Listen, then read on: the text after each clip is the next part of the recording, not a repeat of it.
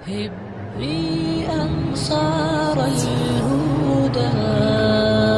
آپ تو بچے اور ہمارے بھی پیدائش سے پہلے ہی یہ ملک بنا. چند دن پہلے ہی ہمارے جنرل غلام محمد صاحب اور بریگیڈیئر اسلم نیاز صاحب بیٹھے ہوئے تھے تو یہ تقسیم کے وقت کی کہانی سنا رہے تھے.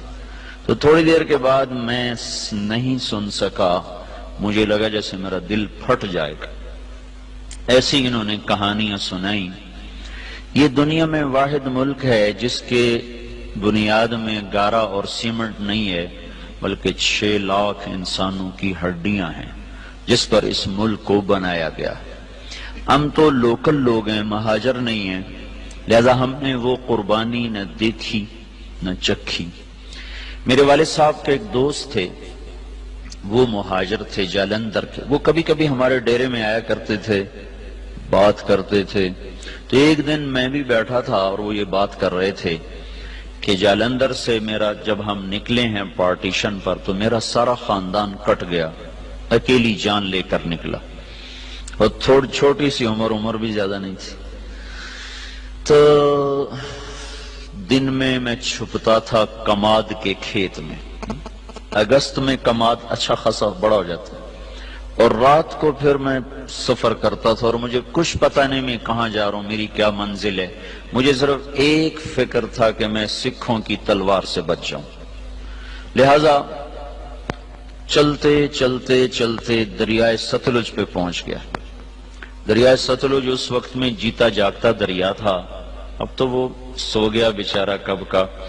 ہم تو اس کی ریت ہی دیکھ پائے، اس کی طغیانیاں تو کبھی دیکھی کوئی نہ. یہ بہت بڑا دریا تھا. تو کہنے لگے میں ستلج پر پہنچا تو آگے پانی کی موت تھی، پیچھے تلوار کی موت تھی. تو میں نے کہا سکھوں کے ہاتھوں مرنے سے بہتر ہے میں پانی کی نظر ہو جاؤں. تیرنا آتا نہیں تھا. کہنے لگے ایک لکڑی اٹھائی، ایک لکڑی مل گئی. لکڑی اٹھائی اور پانی میں ڈالی. میں کہا یا اللہ زندگی ہے تو پار لگا دے. ادھر پاکستان شروع ہو رہا تھا. تو کہنے لگے جب میں تھوڑا سا اندر گیا تو میں کیا دیکھتا ہوں، سارا دریا لاشوں سے بھرا ہوا بہ رہا تھا. لاش کے ساتھ لاش ایسے ملی ہوئی تھی. معصوم بچے، حسین نوجوان، خوبصورت بیٹیاں، بوڑھی مائیں، بوڑھے باپ ایسے جا رہے تھے. اگرچہ وہ منزل کو پہنچ چکے تھے کہ انہوں نے اللہ کے نام پہ قربانی دی، لیکن ہماری نظر میں وہ ایسی منزل کے راہی تھے جس کا آگے پتہ ہی کوئی نہیں ہے.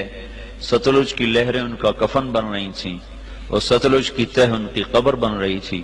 یہی کچھ راوی میں ہو رہا تھا، یہی کچھ چناب میں ہو رہا تھا. یہ 3 دریا ہندوستان سے آتے تھے، ان تینوں میں یہ بہ رہی تھی. اپنی تاریخ پڑھتے رہنا چاہیے، اس سے پتہ چلتا ہے ہماری ابتدا کیا ہے اور ہم نے جانا کہاں ہے. بدقسمتی ایسی ہوئی میرے عزیزو کہ اس ملک کو نا اتنی اللہ نے دولت سے نوازا ہے کہ آپ اور ہم اندازہ ہی نہیں کر سکتے. میں مکہ میں تھا، مجھے ایک جیولوجسٹ ملا. وہ کہنے لگا میں اپنے علم کی بنیاد پر کہتا ہوں کہ پاکستان جیسی زمین پوری دنیا میں کسی کے پاس کوئی. اس کو صرف ایک کینسر لگا، وہ بددیانتی کا، خیانت کا، چور بازاری کا. اس کو کینسر لگا. اگر یہ اس ملک میں نہ ہوتا تو یہ دنیا میں جنت کا ٹکڑا ہوتا. اور اس ملک کو میرے عزیزو جو لوٹا ہے نا، وہ ان پڑھوں نے نہیں لوٹا، زمینداروں نے، تاجروں نے نہیں لوٹا، بڑے ہائی کلاس پڑھے لکھے لوگوں نے اس کو لوٹا ہے. چونکہ وہ انہوں نے ڈگریاں تو حاصل کی پر انسانیت نہ سیکھ پائے.